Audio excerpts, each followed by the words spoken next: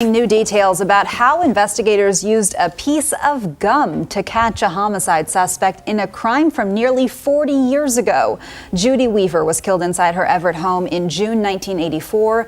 New court documents show her case had gone cold until late last year when new DNA was found from a ligature mark on her wrist. It was a quiet morning in January 2024 in a small yellow house in Everett, Washington. Inside that house lived an old man. He was in his late 60s, and on this day, he was relaxed at home, wearing nothing fancy, just a simple pair of pajama pants.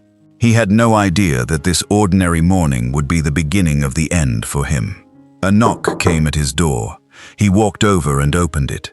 Standing outside were two women. They wore matching t-shirts and were holding flyers. They smiled and told him they worked for a chewing gum company. They said the company was carrying out research on new gum flavors, and they were going around the neighborhood asking people to help by tasting a few sticks and sharing their opinion. The old man did not suspect a thing. In fact, he seemed excited. He welcomed the women into his home and agreed right away to take part in the taste test. One after another, he was handed different sticks of gum. He chewed each one with enthusiasm, like a man enjoying a fun little break in his day.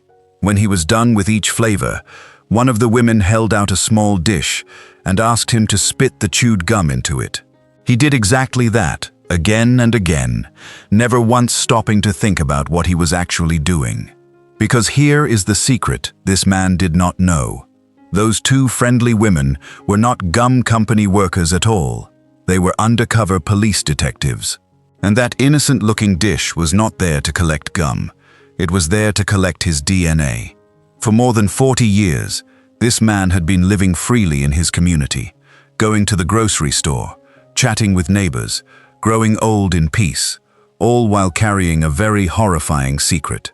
By the time he spat the last piece of gum into that dish, he had unknowingly handed over the exact evidence that would finally connect him to two horrific murders from the 1980s.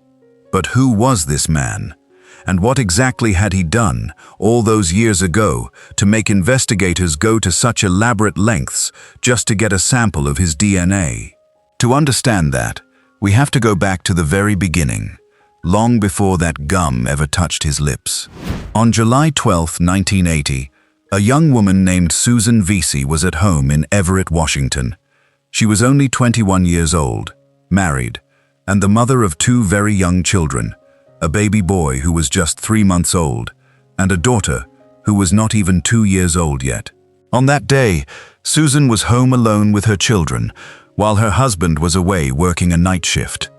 Nobody knows exactly how it started, but at some point during that day or night, a man got into her home. Investigators later learned that he had simply gone around the neighborhood, trying random doors, checking to see which ones were unlocked.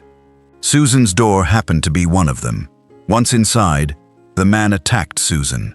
He tied her up using electrical cord. Then he beat her, raped her, and finally strangled her to death.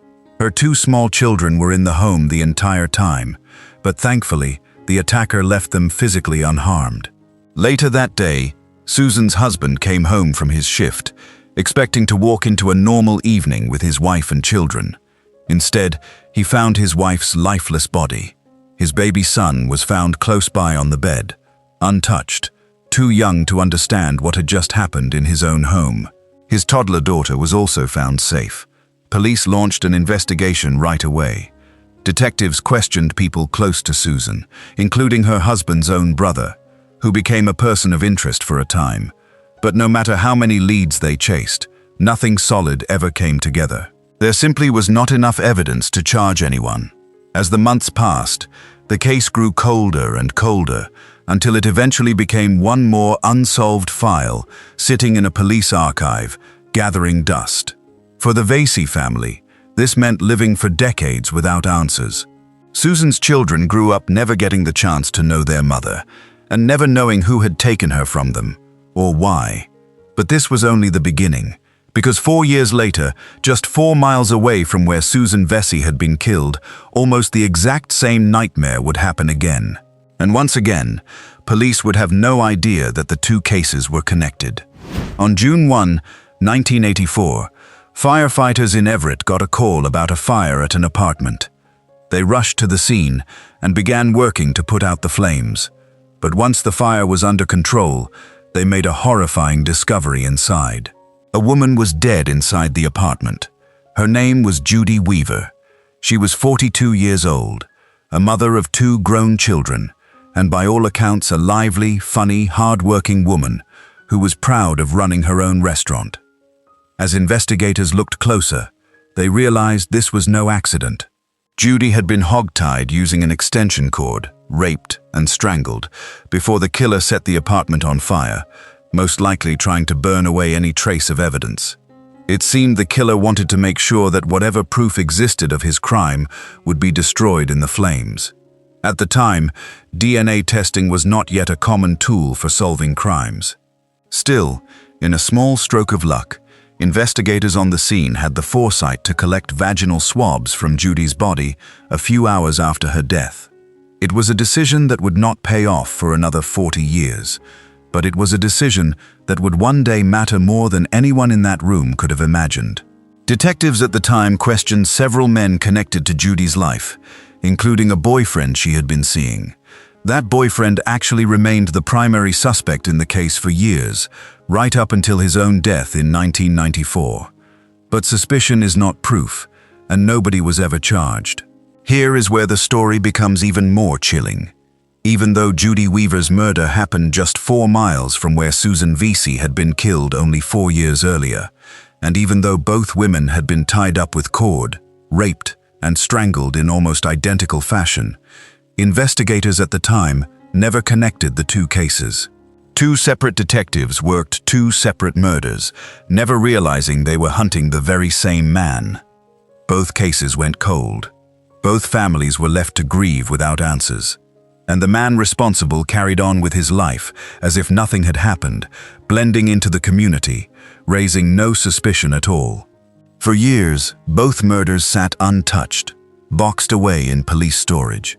But science does not stand still, and eventually, the tools available to investigators changed the game completely. In 2020, law enforcement decided to revisit Judy Weaver's murder using modern DNA technology, a tool that simply did not exist back in 1984. A forensic scientist began working the file, using new software that could examine tiny, complicated mixtures of DNA and separate out different people's genetic material, even from very small or degraded samples. One of the cords used to tie up Judy's body held a mixture of DNA. Some of it belonged to Judy herself. Some of it belonged to her boyfriend. But buried in that mixture was a small amount of DNA from an unknown third person. Using the new software, scientists were able to subtract out Judy and her boyfriend's DNA, isolating the profile of this mystery contributor. In November 2023, that unknown profile was entered into a national criminal database that stores the DNA of convicted offenders across the country. And it matched. A hit came back for a man named Mitchell Gaff, a convicted rapist whose DNA had been logged years earlier after he was found guilty of a separate violent crime. This was a massive breakthrough, but detectives needed more than a database hit. They needed a fresh, direct sample of Gaff's DNA to confirm the match beyond doubt, and to make sure it would hold up in court.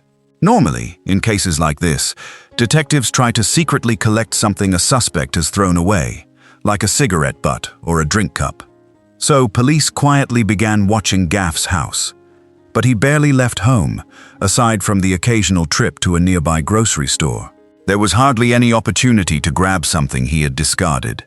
Detectives even considered simply trailing Gaff around town, hoping he might toss aside a cigarette butt or leave behind a half-finished drink somewhere in public, since those small, everyday items are often enough to lift a usable DNA sample.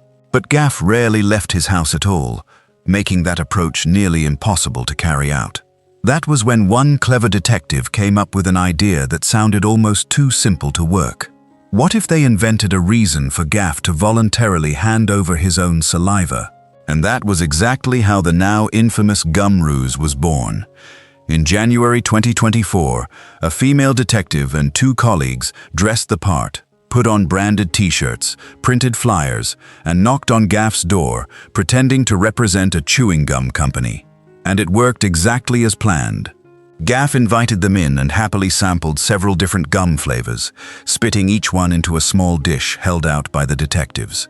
That gum was carefully collected and sent straight to a crime lab. When the results came back, they were damning. The DNA extracted from that chewed gum was consistent with DNA found on Judy Weaver's body decades earlier, including samples from her vaginal swabs and from the cords used to bind her neck and wrists. In May 2024, Mitchell Gaff was arrested and charged with Judy Weaver's murder. After more than 40 years, one of the 2 murders finally had a suspect in custody. But the story was far from over, because there was still Susan Vesey's murder, sitting cold and unsolved just 4 miles away, and nobody yet realized the 2 cases were linked. That changed in January 2025. A phone call came in to the detective working Judy Weaver's case. It was from Susan Vesey's husband. He wanted to let the police know that his brother, who had once been questioned as a suspect in his wife's murder, had recently passed away. He also expressed frustration, wanting to know why, after all these years, and after Gaff's arrest for a similar crime nearby, nobody had reopened his wife's case. As he described the details of his wife's murder over the phone, the detective on the other end felt a chill of recognition. The method used to tie Susan up, the way she had been attacked, it all sounded eerily similar to what had happened to Judy Weaver. Acting quickly, the detective pulled old evidence from the Vesey crime scene and sent it off to the state crime lab for updated testing. In April 2025, results came back showing strong support that Gaff's DNA was present on a white cord used to bind Susan's body.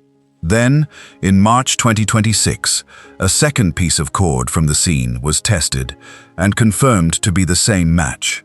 On March 13, 2026, nearly 46 years after her murder, Mitchell Gaff was formally charged with the killing of Susan Vesey. 2 murders. 2 separate decades. 2 families who had waited a lifetime for answers. And now, finally, one single name connected them both. Long before Gaff was ever linked to Judy Weaver or Susan Vesey, he already had a criminal record, and mental health experts who evaluated him over the years came to a chilling conclusion. Multiple professionals diagnosed him as a sexual sadist, meaning he found pleasure specifically in causing pain and fear in his victims. His very first known attack happened in November 1979, the day before Thanksgiving.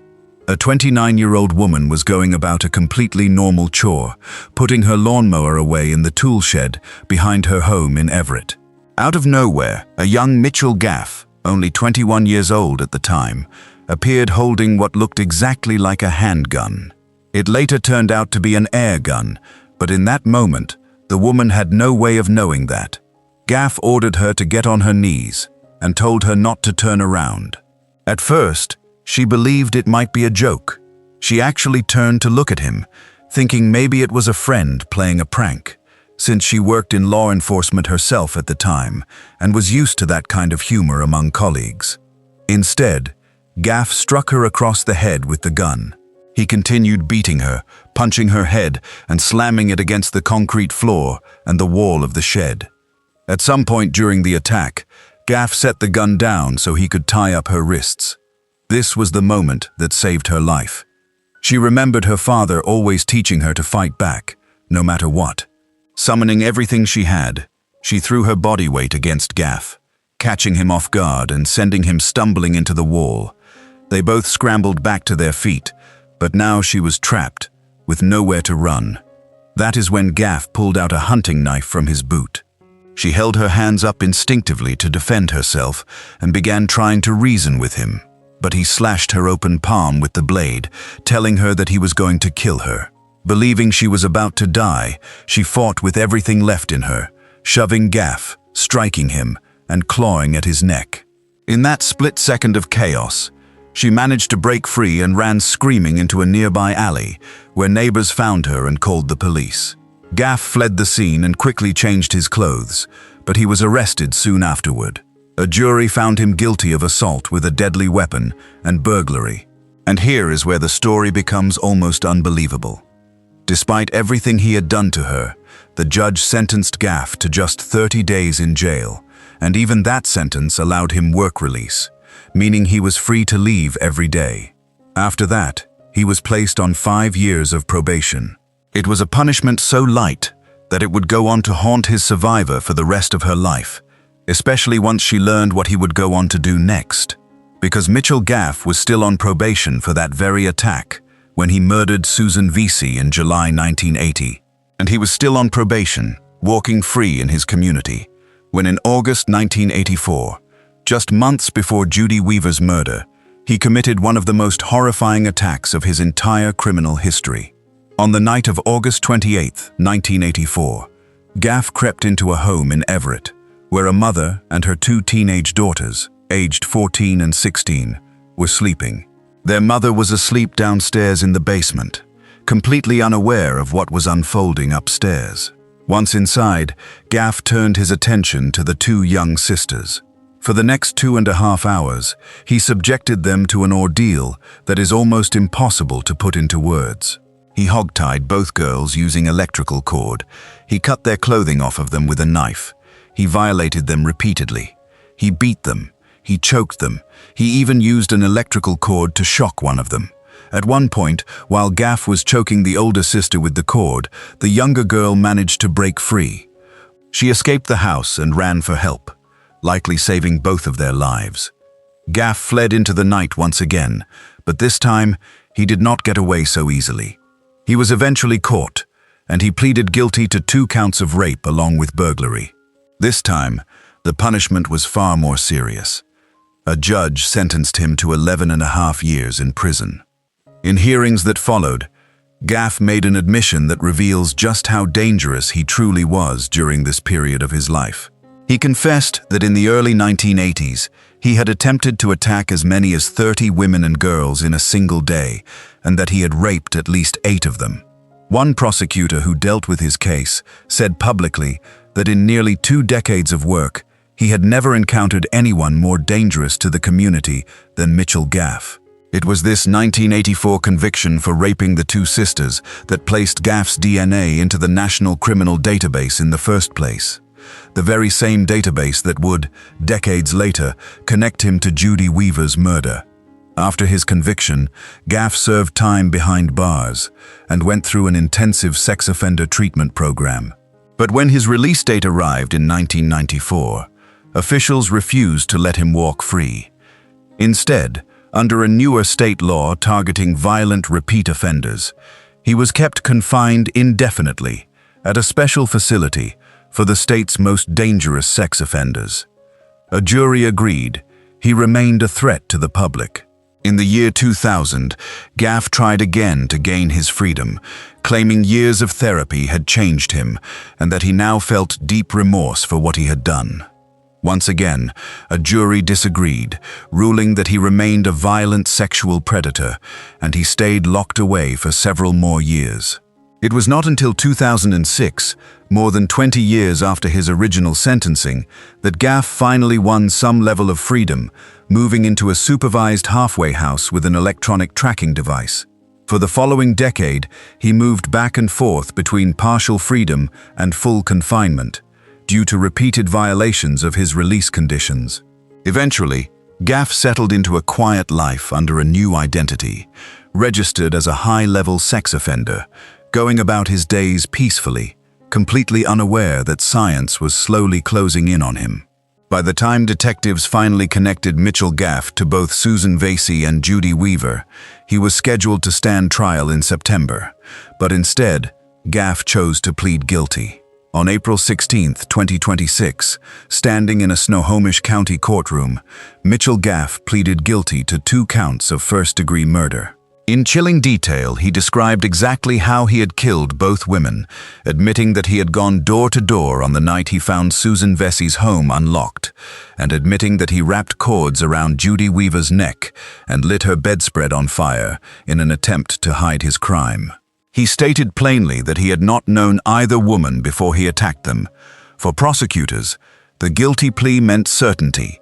Rather than risk an unpredictable jury trial, they secured a guaranteed conviction and gave both families closure without the emotional toll of a lengthy trial. Then, on May 13, 2026, Gaff returned to court for sentencing.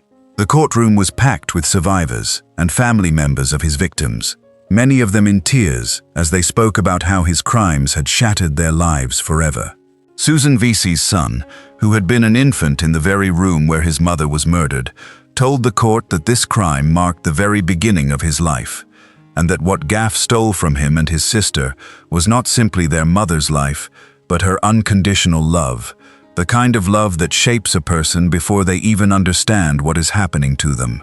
Susan's daughter told the court that her mother's death changed the direction of her entire family for generations to come, and that she had missed her mother at every major milestone of her life ever since. Judy Weaver's family shared similar heartbreak. Her surviving brother wept as he remembered looking out for his baby sister. Her daughter described her mother as a vibrant, funny woman who was proud of the restaurant she once owned, and said that Gaff had simply carried on with his life for decades, never caring about the pain and devastation he had caused an entire family. Even the survivor of Gaff's very first attack back in 1979 stood before the court, describing how, to this day, nearly 50 years later, she still cannot keep the television or radio on when she is home alone, because she needs to be able to hear every single sound around her, just in case. She admitted that for decades she had avoided attending Gaff's court hearings in person, choosing instead to watch remotely, because she refused to let him ever see her cry. But for this final hearing, after everything her community had endured, she said she felt she finally had to show up in person and face him one last time. The prosecutor asked the judge to hand down the harshest possible sentence, describing Gaff as a kind of random, predatory danger who could strike anyone whose window or door happened to be left unlocked at the wrong moment. When Gaff finally addressed the court himself, he said he had no excuse or defense for what he had done, and that nothing he could say or do would ever make up for it. Witnesses in the courtroom noted that he showed almost no emotion throughout the hearing, only appearing to react once he heard his final sentence. The judge sentenced Mitchell Gaff to a minimum of 50 years, up to life, in prison. Given his age, it is almost certain that he will spend the rest of his life behind bars and die there. For over 40 years, the man responsible for 2 horrific murders lived among ordinary people. He shopped at local grocery stores. He may have passed some of you on the street. He may have been someone's quiet, unremarkable neighbor. So here is a question for you watching this video right now. Were you already alive when Susan Vesey was murdered in 1980, or when Judy Weaver was killed in 1984? If you were, how old were you at the time? Do you remember hearing about either case in the news, or do you remember the fear that spread through the Everett community once word got out that a killer had struck not once, but twice, within just 4 miles and 4 years of each other, and was never caught? For decades, families in this area lived without knowing whether the person responsible for these murders was still out there, still walking free, still capable of hurting someone else. That kind of uncertainty does not just affect the victims' families. It changes an entire community, making neighbors lock their doors a little tighter, look over their shoulders a little more, and wonder if the danger ever really left. Let us know in the comments below if you remember this case, or if this is the first time you are hearing about it. If you enjoyed this story and want to see more real cold cases finally solved, make sure you hit that subscribe button and turn on notifications, so you never miss the next case we uncover. And if you found this video interesting, give it a like. It truly helps this channel keep bringing you these stories. Thank you for watching, and we will see you in the next one.